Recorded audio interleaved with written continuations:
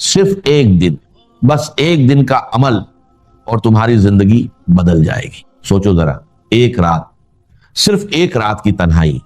اور اگلی صبح تمہیں وہ خبر ملے گی جو تمہارے دل کو سکون دے گی، جو تمہاری آنکھوں میں آنسو لا دے گی، جو تمہاری روح کی گہرائیوں تک ہلا دے گی۔ وہ خبر جو تمہیں بتائے گی کہ اللہ نے تمہاری سن لی، اللہ نے تمہاری فریاد قبول کر لی، اور اللہ نے تمہارے لیے وہ راستہ کھول دیا جس کا تمہیں کبھی گمان بھی نہیں تھا۔ یہ کوئی جادو نہیں، یہ کوئی ٹونا نہیں، یہ کوئی جادوگر کا کھیل نہیں، یہ اللہ کا وہ نور ہے جو اس کے بندے کو اس وقت ملتا ہے جب وہ اپنی مجبوری، اپنی لاچاری، اپنی تنگ دستی اور اپنی اداسی کو لے کر اللہ کے آگے سر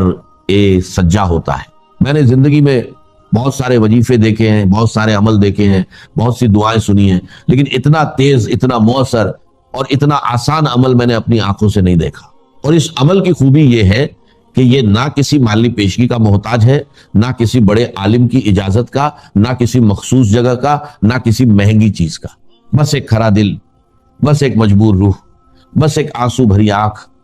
اور اللہ کی طرف رجوع۔ عشاء کی نماز کے بعد جب دنیا اپنی نیند میں ڈوبی ہوتی ہے، جب گھر کے سارے شور شرابے ختم ہو جاتے ہیں، جب چاند بھی اپنے حجاب میں چلا جاتا ہے، جب سناٹا ہر طرف پر چھا جاتا ہے، تب تم اپنے اللہ سے ملتے ہو۔ اس وقت تمہاری تنہائی تمہاری سب سے بڑی ساتھی بنتی ہے، اور تمہارا دل ایک معصوم سی دعا، ایک درد بھری فریاد اور ایک گہرا یقین کے ساتھ اللہ کے دربار میں پیش ہوتا ہے۔ اور یہ عمل کرنے کے بعد جو خوشخبری تمہیں صبح ملے گی وہ تمہیں یقین دلائے گی کہ اللہ نے تمہاری دعا سن لی اور وہ تمہیں کبھی تنہا نہیں چھوڑتا۔ یہ عمل ان سب کے لیے ہے جو شادی کی رکاوٹ میں پھنسے ہوئے ہیں، ان بیٹیوں کے لیے جو کنواری بیٹھی ہے،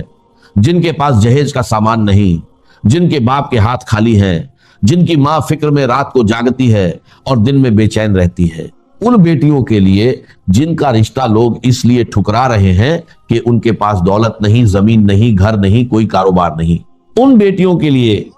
جن کے گھر میں کوئی خاص آنے والا نہیں، کوئی رشتہ ڈھونڈنے والا نہیں، کوئی پیغام اے نکاح نہیں آ رہا، اور جو رشتہ آتا بھی ہے تو وہ کسی نہ کسی بہانے رک جاتا ہے، اور ان بیٹیوں کے لیے بھی جن کے رشتے آتے ہیں لیکن لوگ دیکھتے ہیں اور لوٹا جاتے ہیں جیسے وہ کچھ خاص نہیں، جیسے وہ پسند نہیں آتے، جیسے وہ کسی قابل نہیں۔ ان بیٹیوں کی ماؤں کے لیے جن کا دل روتا ہے رات بھر اور باپ کی آنکھیں نم رہتی ہیں صبح شام، اور وہ اپنی مجبوری پر پشماں ہوتے ہیں۔ اور ان لڑکوں کے لیے جو غریب ہیں، جن کے پاس نوکری نہیں، جن کے پاس زمین نہیں، جن کے پاس کوئی طاقت نہیں، اور لڑکی والے کہتے ہیں کہ ہم اپنی بیٹی کسی فقیر کو نہیں دے سکتے۔ ان لڑکوں کے لیے جنہیں محبت ہے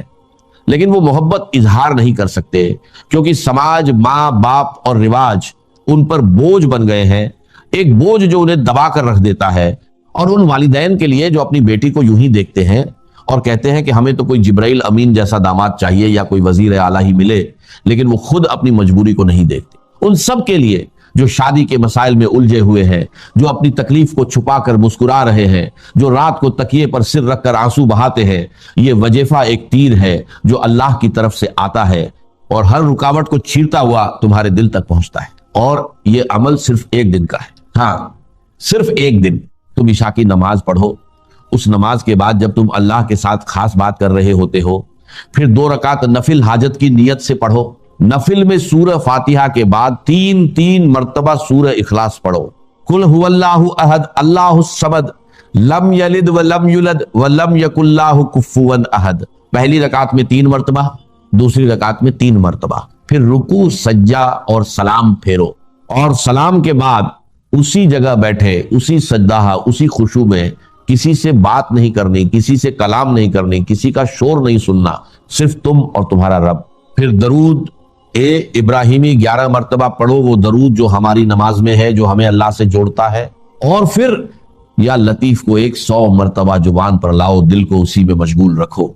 اور ہر بار سوچو کہ تم کس کو پکار رہے ہو، اس اللہ کو جو اپنی مخلوق پر اتنا لطیف، اتنا مہربان اور اتنا نرم ہے کہ اس کی رحمت کا کوئی اندازہ نہیں۔ بس اتنا سا عمل اور دوسرے دن تمہاری زندگی میں نیا سورج آئے گا۔ لیکن اس عمل کی طاقت کو مت بھولو۔ جب تم یا لطیف کہتے ہو تم اللہ کی نرمی، اللہ کی شفقت اور اللہ کی مہربانی کو پکار رہے ہو۔ اللہ جو بڑا لطیف ہے، جو اپنے بندوں پر اتنا لطیف ہے کہ وہ ان کی غلطیاں بھول جاتا ہے، ان کی فریاد سنتا ہے، ان کے آنسو دیکھتا ہے اور اپنے خزانوں میں سے ان کے لیے بے شمار رحمتیں نکالتا ہے۔ تم یا لطیف کہتے ہو اور اللہ تمہارے لیے وہ راستے بنا دیتا ہے جو تمہیں نظر نہیں آتے، وہ راستے جو تمہاری سوچ سے بھی پرے ہیں۔ تم یا لطیف کہتے ہو اور اللہ ان دلوں کو جوڑ دیتا ہے جو کبھی سوچ بھی نہیں سکتے تھے کہ آپس میں ملیں گے وہ رشتے، جو خوابوں میں بھی نہیں تھے۔ تم یا لطیف کہتے ہو اور اللہ تمہارے رشتوں کی الجھن کو سلجھا دیتا ہے، وہ الجھن جو مہینوں برسوں سے چل رہی تھی۔ تم یا لطیف کہتے ہو اور اللہ تمہارے دشمنوں کو دوست بنا دیتا ہے اور تمہارے راستوں کی کانٹیں ہٹا دیتا ہے۔ اور یہ عمل صرف نام کے کام نہیں، یہ اللہ کے حضور میں ایک مضبوط رجوع ہے، ایک گہرا توسل ہے، ایک سچی لگن ہے، کیونکہ یہ وظیفہ انہی لوگوں کے لیے ہے جو اپنی مجبوری میں رہتے ہیں، جنہیں زندگی میں بہت ٹھوکریں ملی ہیں، جنہیں دنیا نے بار بار بولا کہ تم قابل نہیں ہو، تمہارے پاس کچھ نہیں، تمہارا رشتہ نہیں ہو سکتا، تمہاری شادی نہیں ہو سکتی، تم تو یوں ہی رہو گے۔ انہیں یہ وظیفہ سب سے زیادہ اپنا دیتا ہے، سب سے زیادہ محبت کرتا ہے، کیونکہ یہ ان کی اداسی کو خوشی میں بدلتا ہے، ان کی ناکامی کو کامیابی میں، اور ان کی اکیلا پن کو ایک ساتھ کا سکون۔ سوچو ذرا، ایک بیٹی جو برسوں سے کنواری ہے، اس کی ماں روز فجر کی نماز میں روتی رہتی ہے اور اس کی آنکھوں سے آنسو ٹپکتے ہیں جب وہ اپنی بیٹی کی طرف دیکھتی ہے۔ اس کا باپ روز اپنی کمی کو ناپتا ہے اور سوچتا ہے کہ اگر میرے پاس پیسہ ہوتا تو رشتہ ہو جاتا، اگر میرے پاس گھر ہوتا تو رشتے والے لوٹ کر نہیں جاتے۔ لیکن اس عمل کی برکت سے وہ بیٹی ایک روز اتنی خوشخبری سنے گی کہ اس کی ماں کی آنکھیں نم ہو جائیں گی خوشی سے، اور باپ اپنی ہر کمی کو بھول جائے گا، کیونکہ اللہ نے اس کی کمی کو اپنی رحمت سے پورا کر دیا۔ اور وہ لڑکا جو پوری امید ہار چکا تھا، جو سوچتا تھا کہ میری شادی کبھی نہیں ہوگی، وہ بھی ایک روز انہی والدین کے ساتھ بیٹھے گا اور ان کے چہرے پر مسکان دیکھ کر سمجھے گا کہ اللہ نے اس کا رشتہ کیسا قبول کیا، کیسی برکت دی۔ تم اس عمل کو چاند کی پہلی تاریخ سے شروع کرو اور